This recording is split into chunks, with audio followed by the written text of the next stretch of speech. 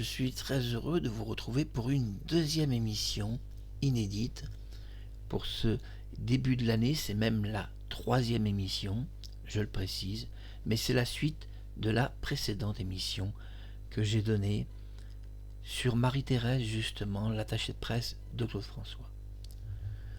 Vous savez que c'est une belle brune, charismatique. Vous avez découvert une vidéo où elle se confie. On va en découvrir une nouvelle qui est très importante et je me dois de vous la diffuser parce qu'elle est importante pour comprendre le mécanisme de mort de Claude François. Bienvenue dans cette émission que je dédie à Claude François Junior et Jean-Marc. À quelle heure est mort votre père? Alors je crois que Claude Junior pourrait me dire c'est très simple.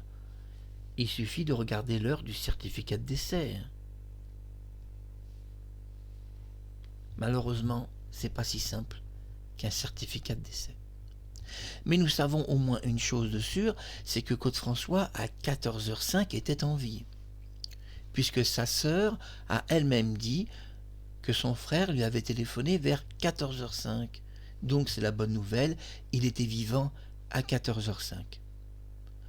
Ou alors, en réalité, ils ont tous menti et il est mort à 12h05, soit 2h30 avant le certificat de décès.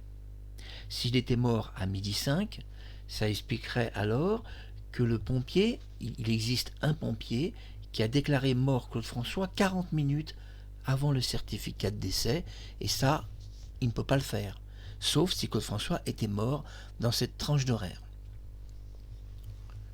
Alors vous me direz, on a un certificat de décès, il est de quelle heure? Bienvenue dans cette émission, à quelle heure est mort Claude François? Est-ce si clair? L'heure exacte. Selon l'entourage, un entourage composé de sa sœur, qui nous donne un témoignage très précis, Claude est mort 20 minutes après son appel téléphonique à sa sœur à 14h05, on précise bien les faits, et uniquement les faits, pas de rumeur dans cette émission. Donc à 14h25, Claude était accidenté. Mais le pompier va malgré tout écrire le certificat de décès à 14h35, soit 10 minutes de plus. Il avouera d'ailleurs avoir fait un massage cardiaque jusqu'à 14h55 et que finalement il avait antidaté de 20 minutes, donc le document, puisque selon lui il était mort 20 minutes plus tôt. Bien sûr, d'antidater un document de certificat de décès est illégal. 1. 2. D'établir soi-même un certificat de décès quand on est pompier sans médecin légiste est illégal aussi.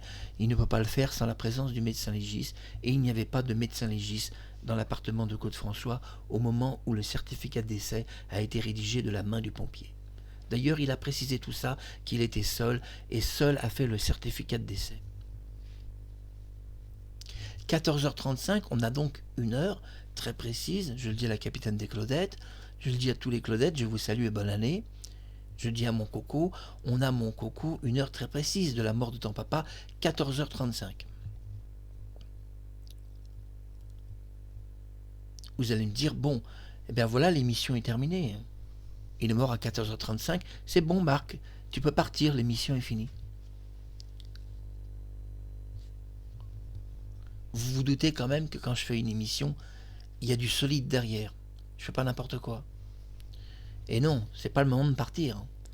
On arrive à peine dans cette émission. Allons jusqu'au bout.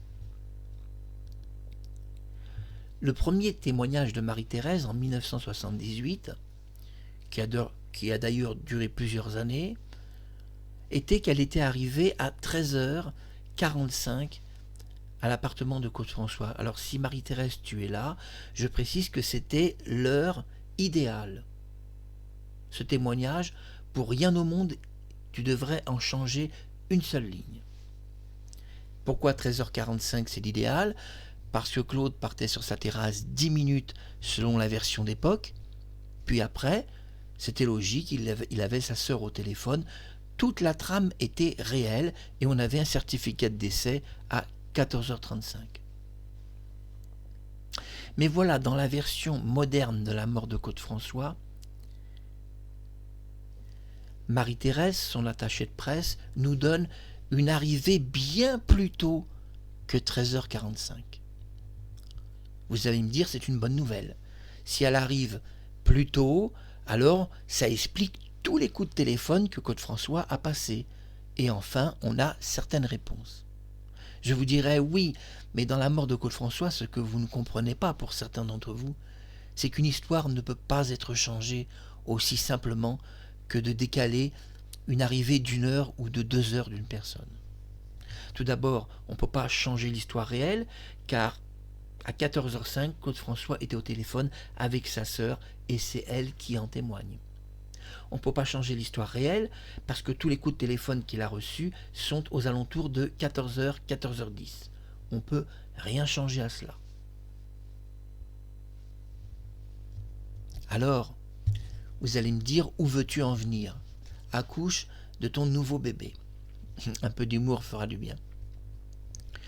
Nous allons entendre ensemble la nouvelle version de la mort de Claude François qui a été dite par Marie-Thérèse. Je vous ferai un commentaire final, mais tout d'abord, écoutons cette version très moderne de la mort de Claude François qui change complètement de la version du passé. On va écouter dans cette version uniquement le témoignage de l'heure de son arrivée, et on va découvrir d'ailleurs quelques petites choses qu'on ne savait pas et que vous allez sans doute apprendre. Alors écoutons le témoignage de la très belle et charismatique attachée de presse Marie-Thérèse. Je vous invite à entendre avec moi son témoignage sur l'heure de son arrivée au domicile de Claude François. Notez bien l'heure de son arrivée, c'est de cela qu'on parle ici. Vous me direz pourquoi c'est si important? Pourquoi c'est si important l'heure de son arrivée? Pourquoi c'est si important? Je vous dirai, soyez patient, vous allez comprendre. Écoutons tout d'abord son témoignage. Donc 11 mars 78, le jour de sa mort. Alors on était rentré la veille assez tard de Suisse où il avait fait une série d'émissions de télé. Je l'avais déposé chez lui puisque j'habitais aussi à côté. Et je devais passer le prendre le lendemain midi parce qu'il faisait son émission Drucker, Michel Drucker. J'avais donc les clés de chez lui. Et je suis venue, je pense, vers midi, quelque chose comme ça. Et je l'ai appelé, je suis rentrée, je l'ai appelé par le téléphone intérieur.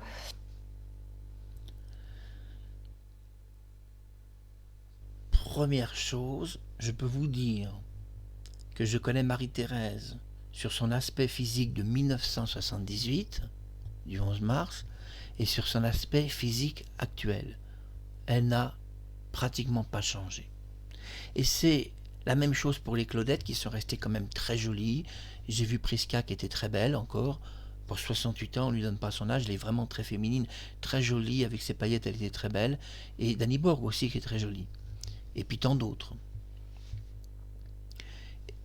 La question que je vous pose, avez-vous entendu attentivement l'heure de son arrivée? Elle est arrivée vers midi. C'est très précis. Nous savons, puisque je vous ai diffusé dans la précédente émission, celle-ci est la suite de l'autre, dans la précédente émission, nous savons que quand elle est arrivée, Claude s'est fait un jus de carotte, lui a donné un plateau, elle est montée sur la terrasse immédiatement.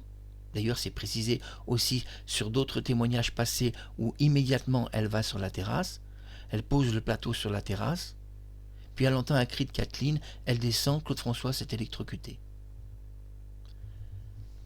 Vous allez me dire, Marc Harriman, mais où veux-tu en venir? Vous ne voyez pas un problème dans cette déclaration moderne de la mort de Claude? Vous ne voyez pas un léger problème?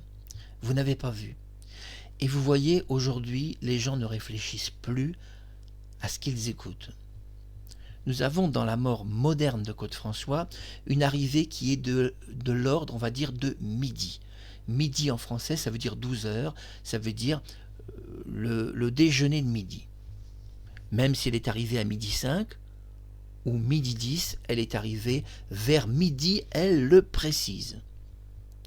Alors que dans le témoignage de 1978, elle était arrivée à 13h45. Mais ce qui compte, ce n'est pas son témoignage d'il y a 50 ans, bientôt, c'est le témoignage actuel. Elle est arrivée vers midi. Nous savons, si vous avez vu la précédente émission, que Claude s'est fait un jus de carotte, lui a donné un plateau, elle est partie sur la terrasse, et presque immédiatement, elle a posé le plateau, entendu un cri, et Claude s'était électrocuté. Le temps que le pompier arrive, on a besoin de 10 minutes, me suivez-vous? Dans cette version moderne de la mort de Claude François, on peut donc dire exactement à quelle heure il est mort. Son certificat de décès n'est pas de 14h35, mais de 12h15, soit 2h30 avant que la France soit informée. Vous allez me dire, alors la marque, on ne comprend plus rien. Dans la mort moderne de Claude François, elle n'arrive pas à 13h45, mais à midi. Et presque immédiatement, Claude François meurt. Suivez la précédente émission. Il lui donne un plateau après avoir fait un jus de carotte. Elle monte à la terrasse. Presque immédiatement, elle pose le plateau. Il y a un cri, Claude François est pratiquement déjà mort. Mais à ce moment-là, elle arrive vers midi. Ça veut donc dire qu'il est mort à midi 15, puisqu'on doit compter 10 minutes de l'arrivée du pompier. Ainsi, dans cette version, Claude François est mort à midi 15, soit 2h30 avant le certificat de décès du pompier.